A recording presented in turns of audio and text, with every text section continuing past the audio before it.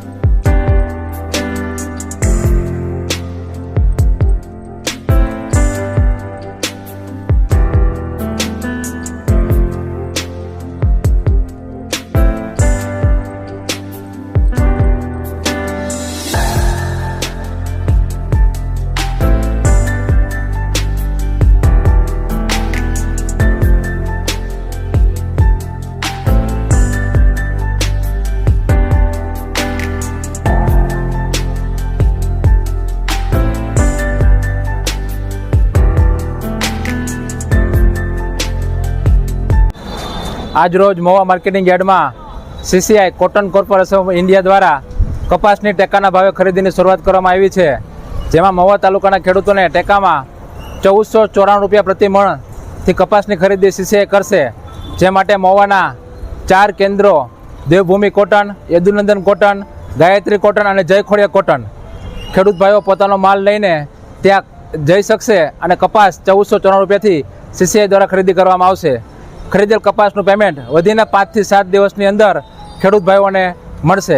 ચાલુ વર્ષે મહુવા તાલુકામાં પણ ખૂબ જ મોટા પ્રમાણમાં કપાસનું વાવેતર થયું છે અને દરેક ખેડૂત ભાઈઓને ન્યાય મળતો રહે એ રીતે પારદર્શિતાથી ખરીદી કરવામાં આવશે। તો દરેક ખેડૂત ભાઈઓને વિનંતી કે કોઈ પણ પ્રશ્ન મૂંઝવતો હોય તો મેં કીધેલા 4 જીનિંગો ઉપર જઈને પૂછપરછ કરી શકે છે અને પોતાનો કપાસ વેચાણથી કરી શકે છે।